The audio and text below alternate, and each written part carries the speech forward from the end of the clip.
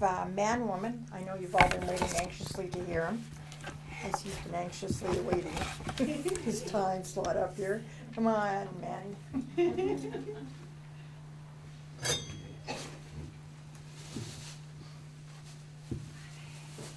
it says on that menu that I'm reading from a book, but that's not true.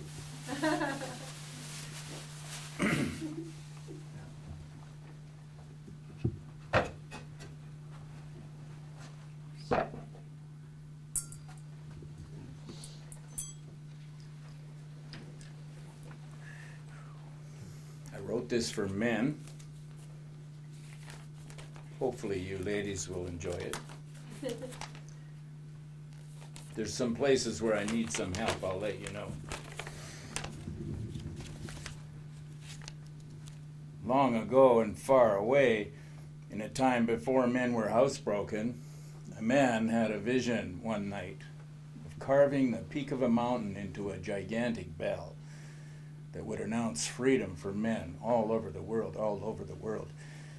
In the center of this room, imagine a gigantic black bell carved out of rock, the apex of a mountain coming up through the floor. This place where we sit is 10,000 feet up, nestled on the peak of solid rock. The story goes that this man of great faith began to carve.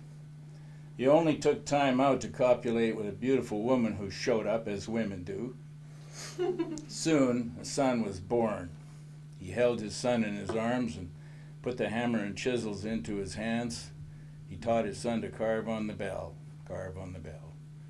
His wife, as was common in those days, served his needs and believed in his sacred purpose. The two men worked side by side, father and son, for many years on their common goal, to free the men of this world. And there came a day when the son copulated with a beautiful woman who showed up, and a grandson was born. The man held his grandson in his arms and placed the hammer and chisel into his hands. He taught him to carve on the bell, which would announce freedom for men all over this world, all over this world. Soon there were three men on top of the mountain carving side by side. They loved each other fiercely, casting each other loving glances as they worked.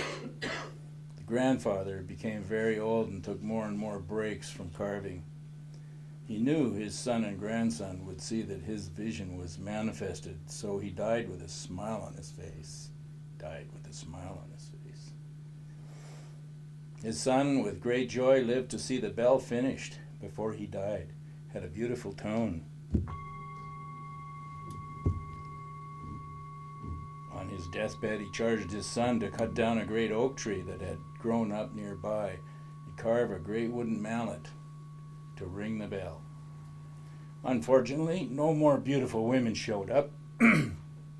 These men were so busy carving what woman would want to share their lives. They were wild men consumed by a vision. They could not be tamed or housebroken or domesticated. Times had changed and women were fed up with that. But a circle of men who believed in the bell had gathered round and built a temple to house the bell. We're sitting in it now.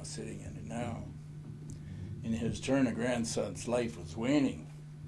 His beard was hoary with age. On his deathbed, he addressed the men one last time. He said, "Men, pick up the mallet and ring the bell." I invite you all, men and women, if you're willing to see men healed, right now, reach down, pick up the mallet.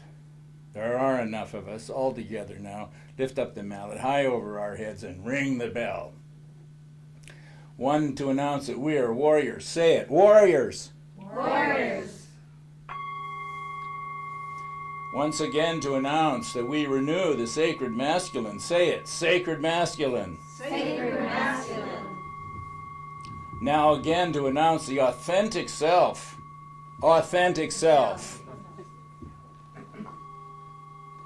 And finally, one last time, to announce freedom for men. Say it, freedom for men.